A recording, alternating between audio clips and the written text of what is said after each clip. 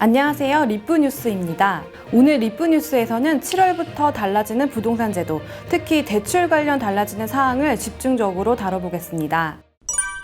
7월부터 정부의 가계부채 관리 대책이 본격 시행됩니다.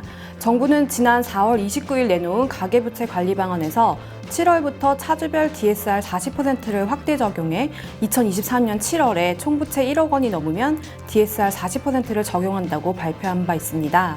차주 단위의 DSR 40% 적용 1단계 시행일이 7월 1일부터인데요.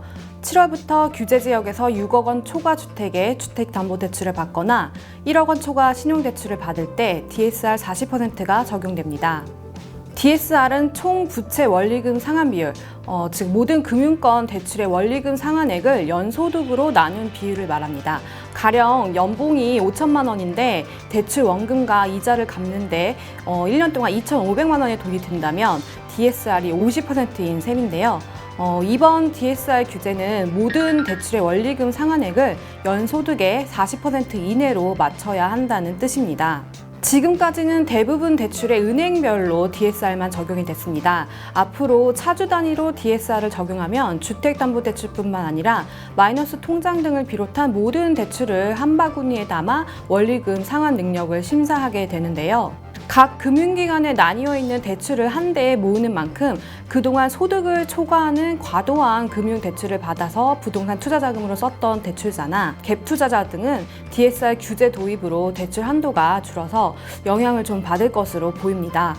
다만 분양주택에 대한 중도금 대출이나 재건축 재개발 주택 이주비 대출, 또 추가 분담금에 대한 중도금 대출, 분양 오피스텔 중도금 대출 등은 DSR 규제 대상에서는 제외됩니다.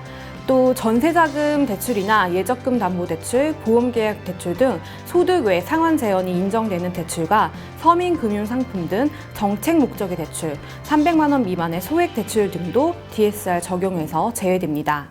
차주 단위 DSR 40% 규제 적용 시 주택담보대출 한도를 계산해보면 원리금 균등 분할 상환 방식으로 대출 금리를 2.5%를 잡고 다른 대출이 없다는 가정하에 연소득 2천만 원인 경우 만기 20년 대출은 한도가 1억 2,600만 원, 30년 한도는 1억 6,900만 원이 됩니다. 연소득 5천만 원인 경우에는 만기 20년과 30년 대출 한도가 각각 3억 1,500만 원, 4억 2,200만 원이 나옵니다.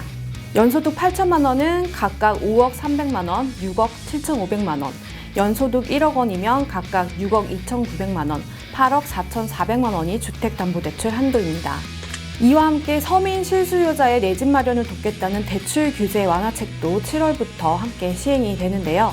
7월 1일부터 무주택자가 집을 사면서 주택담보대출을 받을 때 적용받는 주택담보인정비율 LTV 우대폭이 최대 20%포인트로 10%포인트 더 늘어나게 됩니다. 7월 1일부터 주택기준이 투기가요지구에서는 9억 원 이하로, 조정 대상 지역에서는 8억 원 이하로 각각 3억 원 올라가게 되는데요.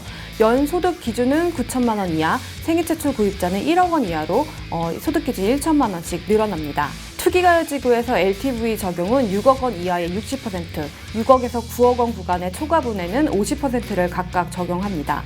조정 대상 지역의 경우 5억 원 이하에는 70%, 5억에서 8억 원 사이 초과분에는 60%를 적용합니다.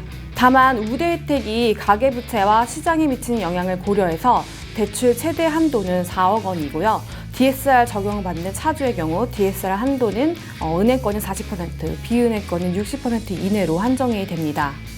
한쪽에서는 DSR을 규제하면서 다른 한쪽에서는 무주택자를 위한 규제 완화책이 동시에 이뤄지고 있는 것인데요. 7월 1일부터 무주택자의 주택담보대출 한도가 어떻게 바뀌는지 다시 한번 살펴보겠습니다.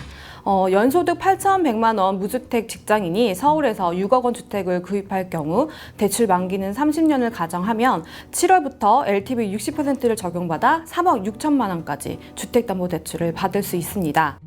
조정 대상 지역의 경우에는 기존에는 LTV 50%가 적용돼 3억 원이 한도였는데요. 5억 원까지는 70%, 6억 초과 부분은 60%의 LTV를 적용하면 한도는 4억 1천만 원이 나옵니다. 근데 최대 대출 한도를 4억 원으로 규제하고 있기 때문에 4억 원까지만 주택담보대출을 받을 수 있게 됩니다. 이 경우 DSR 한도는 6억 4천만 원인데요. 연소득이 이보다 낮거나 기존의 신용대출을 보유하고 있다면 DSR 문턱에 걸려 실제로 빌릴 수 있는 금액은 줄어들 수 있습니다. 청년이나 신혼부부 등의 주거부담 완화를 위한 금융지원 확대 방안도 7월 1일부터 시행이 되는데요. 청년들이 주거비용 부담을 덜 수 있도록 청년 맞춤형 전세보증의 1인당 한도를 최대 7천만 원에서 최대 1억 원으로 높이고 보증료도 연간 0.05%에서 0.02%로 낮아집니다. 기존에 있었던 4조 1천억 원의 공급 한도가 폐지되면서 청년층 수요에 맞춰서 충분히 공급될 방침입니다. 이에 따라 청년 맞춤형 전월세 대출 상품으로 1억 원을 대출받은 청년은 일반 상품과 비교하면 매년 50만 원의 이자를 줄일 수 있게 될 것으로 보이는데요. 기존 청년 전용 전세보증 대비 연간 보증료도 3만 원가량 감소할 것으로 기대됩니다. 보금자리론의 지원 한도도 3억에서 3억 6천으로 확대됩니다. 기존 보금자리론은 최대 LTV 70%까지 적용이 가능했으나 3억 원이라는 한도 제한으로 인해 대출을 충분히 받지 못하는 경우가 많았는데요. 1인당 대출 한도가 3억 6천으로 늘게 됐습니다. 지금까지 7월부터 달라지는 대출 규제들을 살펴봤는데요.